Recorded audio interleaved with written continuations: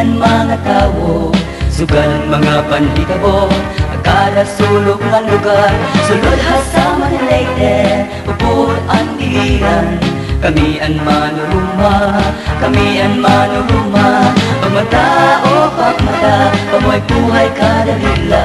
Pupukawan namon kamo, bandianon nga istorya, pagkita o pagkita, ang maanya ka pa salida. Agad masayod kamo, ang maupay nga balita, kami ang manuruma, balingan mga tao, sugan mga panhitabo, agkada sulok ng lugar, sulod hasama ng Leyte, upod ang dilihan. Kami ang manuruma, kami ang manuruma.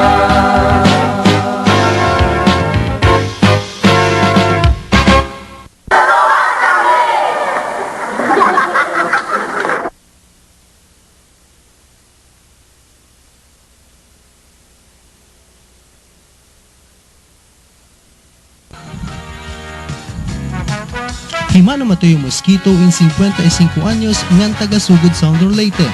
15 anyos na Himano Mateo, hanini nga klase nga trabaho. Presyon, pagkatapos, idam ko na ang mga tao nga nagkinangan ng tabang kung silang problema na ang resulte. Tadirik pa sila magkinangan silang mga problema, yun ang istorya. Dito lugar sila, ako nag-ikuan kanal, mga berabag di Tagana naman hawas daw. Ang ilang napayan, hawa na nabiyawan na ang mga lugar. Mana nga, mapusog sila sa pagkahot, kaya naunhan nagkasahang isunte. Labot lang ang pagiging usa nga parupanigo. Himano Mateo ino sa gihapon nga tambalan. Labot na hutanan ang ilang mga problema. Tanawon ang ilang mga hitsura kung sa mga sakit. Sumalapakan Mano Mateo, hiyala mismo ang nagdusuhan ng kalugaringon na maging usahan nga parupanigo, agod makabulig han mga tao. Ginugang pa ni Mano Mateo nga importante kung kaupay ang pag-ampo haaton makagarahom nga Diyos. Pugusto tayo, importante ang pag-ampo. Pagsalig kay naaraba sa atong pagtuo. Hindi tamo ko ba, sa imahin mo. Pero importante doon ang pag-ampo sa atong Diyos manahan. Marami na ang paglangon dahil kasi sila managhatag na itong gahom. Ipinaagi hun akon agi kon penmanship, gintugo ni Mano Mateo han akod batasan. Madyo ang imong ugali. Daghan kang amigo, pero usahan mo kang kalita.